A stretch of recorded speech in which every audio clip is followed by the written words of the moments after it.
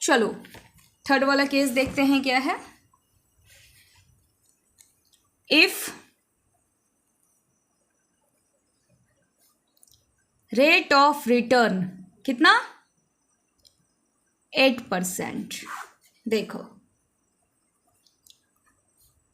Rate of return अगर 8% है तो इन्वेस्टमेंट कितना है कंपनी का, 2 लाख का है ना सबका, आप निकाल लो 2 लाख का 8% 16,000। कंपनी 1 2 3 ये भी 16,000 कमाएगी, ये भी 16,000 कमाएगी, ये भी 16,000 कमाएगी। माइनस क्या करना है हमको, इंटरेस्ट ऑन लोन, लोन के सिवा और कुछ है ही नहीं। लोन का परसेंट कितना था @10%। पहली वाली कंपनी ने कितना लोन लिया है, नहीं लिया है। दूसरी वाली कंपनी ने 40,000 लिया है। 40,000 का 10% 4,000, इसको देना पड़ेगा 4,000। और तीसरी वाली जो कंपनी है वो कितना लोन ली है, 1,60,000। 1,60,000 का 10%, इसको देना पड़ेगा 16,000। ये आ जाएगा आपका यहाँ पर क्या आएगा, प्रॉफिट बिफोर टैक्स। 16,000 में इसको कुछ भी नहीं देना है, 16,000 बच गया। 16,000 में ये 4,000 दे दी इंटरेस्ट का, तो इसके पास कितना बच जाएगा 12,000।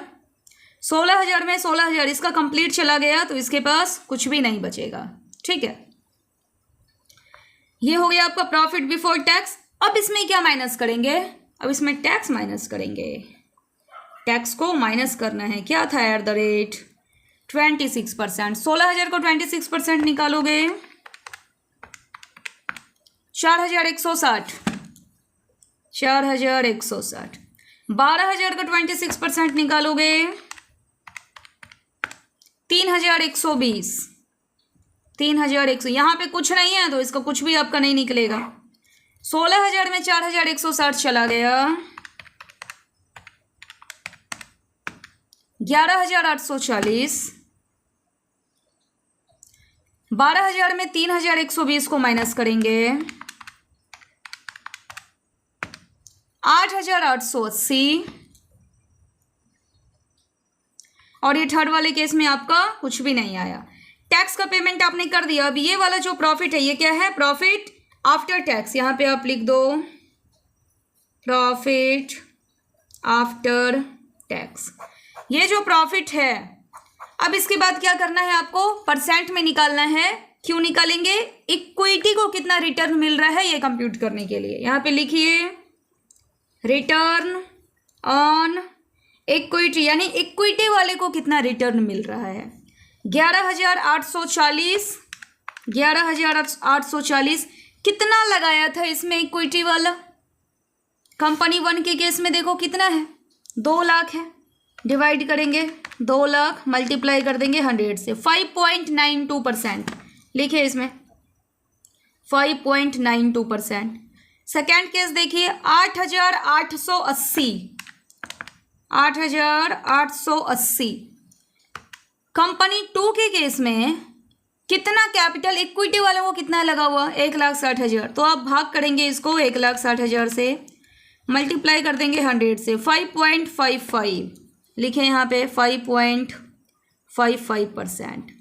और थर्ड वाले केस में कुछ भी कमाई यहाँ पर नहीं हो रही है। ठीक है, अब आपको देखना है कंपेयर करके कि कैपिटल स्ट्रक्चर जो है वो किसका बेस्ड है। यह देखिए फर्स्ट वाले केस में आप देख रहे हैं इक्विटी कमा रही है 5.92%। सेकेंड वाले केस में कमाई हो रही है 5.55%। और थर्ड वाले केस में इक्विटी का भी पैसा है लगा हुआ 40,000। देखिएगा बुक में देखिएगा कैपिटल लिखा हुआ है 40,000 का, कमाई इसमें कुछ भी नहीं हो रही है। अगर आपसे पूछा जाए कि बेहतर कैपिटल स्ट्रक्चर इसमें से कौन है, तो आप क्या सजेस्ट करेंगे कि कंपनी 1 जो है इसका कैपिटल स्ट्रक्चर बेहतर है। यानी अगर तीनों का आप कंपेयर करें, यहाँ पे तो कुछ भी नहीं है, अगर तीनों में आप कंपेयर करें तो ये आपको बेस्ट लग रहा है। अब ये आपको बेस्ट क्यों लग रहा है, क्वेश्चन देखिए अब इसका वापस से क्या है। देखिए लोन को, जो आपने लोन लिया था, लोन वाले को इंटरेस्ट आप कितना दे रहे थे? 10%। और रेट ऑफ रिटर्न क्या है? कंपनी की कमाई। कंपनी कितना कमा रही है? 8%। आप कमा रहे हो 8% और दे रहे हो आप 10%, तो देखा जाए तो लॉस ही है ना आपका। कमा रहे हैं 8% और दे रहे हैं 10%। यही कारण है ना कि कंपनी 3 का कुछ भी प्रॉफिट बचा ही नहीं है 40,000 वालों के लिए। कमा रहे हो 8% और दे रहे हो 10%, और ज़्यादा पैसा आपने लेकर रखा है बाहर वालों से, लोन का अमाउंट है आपके पास लिया हो, ठीक। और कंपनी 1 जो है, इसमें कंपनी 1 का कैपिटल स्ट्रक्चर बेहतर क्यों था? इसने लोन कहीं से कुछ लिया ही नहीं। जितनी भी कमाई है ये बस ये इक्विटी वालों का रह गया, कैपिटल वालों का ही रह गया, ठीक है। इसलिए अगर ये 8% आपका रेट ऑफ रिटर्न है तो capital structure of company 1 is best. Clear है? ये आपका कंप्लीट हुआ इलस्ट्रेशन 1। नेक्स्ट लेक्चर में हम करेंगे इलस्ट्रेशन 2। अगर आपसे बन जाता है तो आप पहले से बना करके रखिएगा, और उम्मीद है कि अब आपसे बन जाना चाहिए कॉन्सेप्ट, अगर आपका क्लियर हो गया है तो। Okay, thank you.